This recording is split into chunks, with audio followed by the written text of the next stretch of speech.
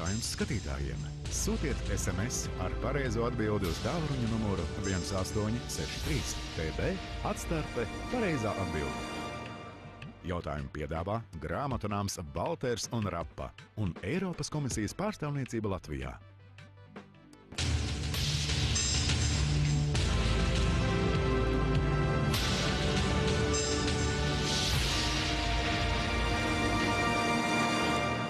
Laiks Eiropas prāta bankas finālam. Galvenā balva – 5000 eiro Latvijas Krājbankas šokolādes kartes Priorité kontā. Savukārt, jūs skatītāji, ja ir vēlēšanās sēdēt šeit pie darījumu galda, atbildiet uz vienu vienīgu jautājumu šodien. Uz kādu salu Zevs aizveda nolaupīto feniķiešu princesi Eiropa vārdā? Atbildēsiet pareizi un ir labas iespējas tikties mums klātienē. Šobrīd pie darījuma galda Edgars un Laura.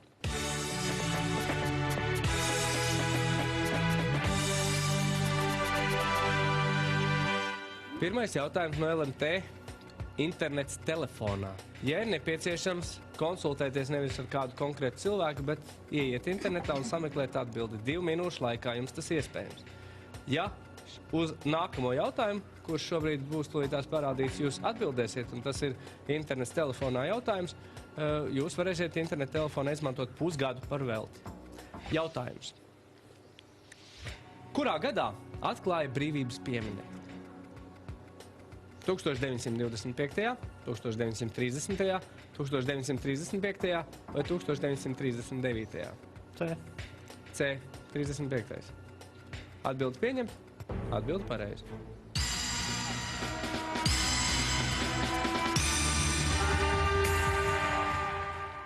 Otrais jautājums.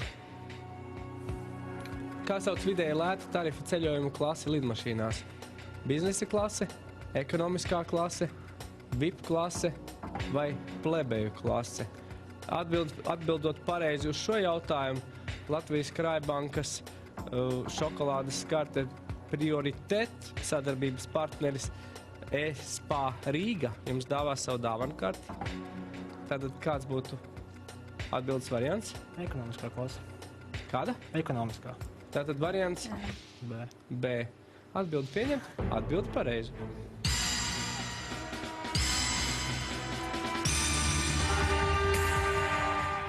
Trešais ražīgais jautājums. Atbildot pareizi uz šo jautājumu, ilustrētā zinātne vai ilustrētā vēsture 6 mēnešus atradīsies jūsu pastkastītē. Ja vēl neaizmirsiet iedot adresi, uz kuru to jānes. Kā sauc rentgenstaru iekārtu, ar kuras palīdzību pārbauda, vai bagāžā nav ieroči un citi bīstami priekšmeti? Rūteris, skeneris, printeris vai dozimetrs? Skeneris. Skeneris. Atbilde B. Atbildi pieņemt? Atbildi pareizi.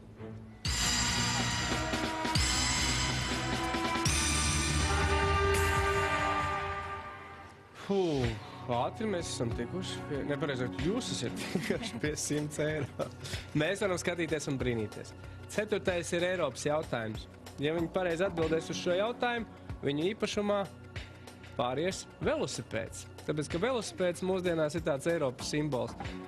Gan kustini kājas, gan arī domā ar prātu par to, kas notiek ar pasauli.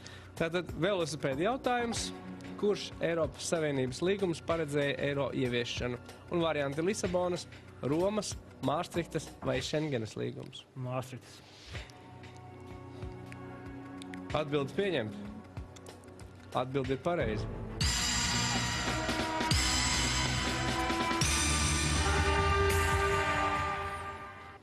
Ir tāds skats, ka tu paņem un izdomā iztīrīt mājokli, kurā kādreiz ir mituši prusaki.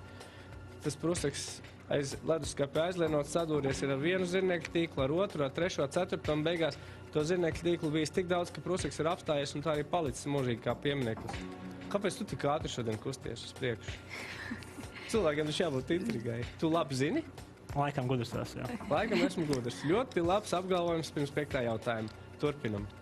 Lai gan šo personāžu, kurā IQ ir lielāks par 200, filmā var redzēt tikai 16 minūtes, viņa atveidotājs tika pie Oskara par labāko vīrieša lomu. Nosauciet viņu. Un varianti. Ņemsiet vispār šitādu jautājumu? Laikam liekas jautājums, ne? Ņemsim. Ņemam. Labi. Antonijs Hopkins, Russells Crowe, Dustins Hoffmans vai Toms Hanks? Kas tad noticis? Labs jautājums.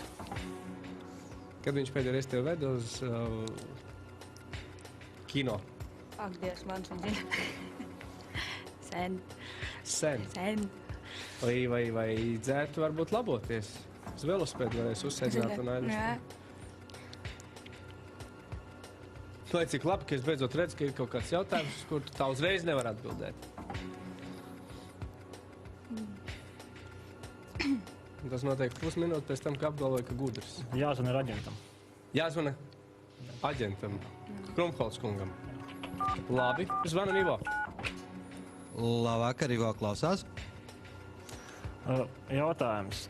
Lai gan šo personāžu, kura IQ ir lielāks par 200, filmā var redzēt tikai 16 minūtes, viņa atveidotājs tika pie Oskara par labāko vīriešu lomu. Hopkins. Ir tāda filma, Jēra klusēšana. Ir tāds varonis filmā Jēra klusēšana, Hannibals Lekters. Un to tiešām atveidoja Antonijs Hopkins. Sērs Antonijs Hopkins. Jūs atbildi pareizi.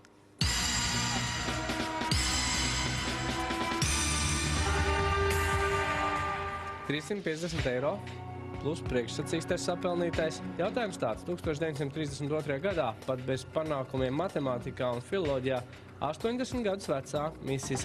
Hagrīvza Oksfordas koledžā tika pie goda doktora grāda. Nosauciet viņas vārdu. Tāds ir jautājums. Un būs varianti.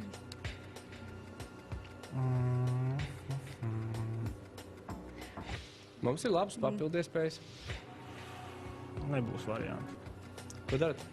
Es domāju, ka dosim iespēju kādam citam uzspēlēt. Jā. Dos iespēju Exactly. uzspēlēt kādam citam. Jā.